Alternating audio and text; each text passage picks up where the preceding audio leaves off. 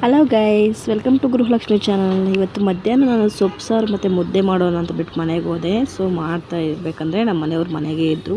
ಅವ್ರ ಜೊತೆ ಮಾತಾಡಿಕೊಂಡೇ ನಾನು ಅಡುಗೆ ಎಲ್ಲ ರೆಡಿ ಮಾಡಿದೆ ಸ್ನೇಹಿತರೆ.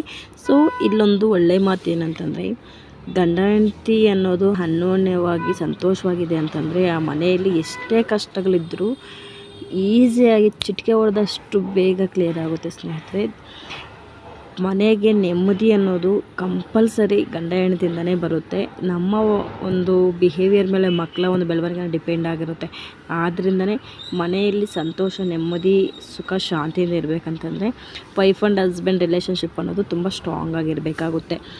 ಸೊ ನಾವು ಮಾತಾಡೋ ಮಾತಿಂದ ಹಿಡಿದು ಅವ್ರು ಕೊಡೋ ಗೌರವದಿಂದ ಹಿಡಿದು ಪ್ರತಿಯೊಂದು ಸಹ ನಮ್ಮ ಮಕ್ಕಳು ನಮ್ಮನ್ನು ಪ್ರತಿಯೊಂದು ಲಿಸನ್ ಮಾಡ್ತಿರ್ತಾರೆ. ಸೊ ಆದ್ದರಿಂದನೇ ನಮ್ಮ ಬಿಹೇವಿಯರು ಕರೆಕ್ಟಾಗಿ ಇಟ್ಕೊಂಡಿರಬೇಕು. ಗಂಡ ಆದವನು ಅಷ್ಟೇ, ಹೆಂಡತಿ ಆದವಳು ಅಷ್ಟೇ. ಅವಳು ಒಂದು ಜವಾಬ್ದಾರಿ ಏನಿರುತ್ತೋ ಅದನ್ನು ಕರೆಕ್ಟಾಗಿ ನಿಭಾಯಿಸ್ಕೊಂಡು ಹೋದರೆ ಸಂಸಾರದಲ್ಲಿ 3/4% ಯಾವುದೇ ರೀತಿ ಜಗಳಗಳಾಗಲ್ಲ. ಕೆಲವೊಂದು ಇತ್ತೀಚೆಗೆ ತುಂಬ ಡೈವರ್ಸ್ಗಳೆಲ್ಲ ಆಗ್ತಿದೆ. ಸಣ್ಣ ಸಣ್ಣ ವಿಷಯಗಳಿಗೆಲ್ಲ ಡೈವರ್ಸ್ವರೆಗೂ ಹೋಗಿ ಮಕ್ಕಳ ಭವಿಷ್ಯತ್ ಅನ್ನೋದು ತುಂಬ ಹಾಳಾಗುತ್ತೆ. ಅದು ಗಮನದಲ್ಲಿಟ್ಕೊಂಡು ಅಡ್ಜಸ್ಟ್ಮೆಂಟ್ ಅನ್ನೋದು ತುಂಬ ತುಂಬ ತುಂಬ ಇಂಪಾರ್ಟೆಂಟು ಜೀವನದಲ್ಲಿ. ಸೊ ಎಲ್ಲರೂ ಅಡ್ಜಸ್ಟ್ ಮಾಡಿಕೊಂಡು ಗಂಡ ಹೆಂಡತಿ ಅನ್ಯೋನ್ಯವಾಗಿದ್ದರೆ ಸುಖ ಸಂಸಾರ ಚೆನ್ನಾಗಿರುತ್ತೆ.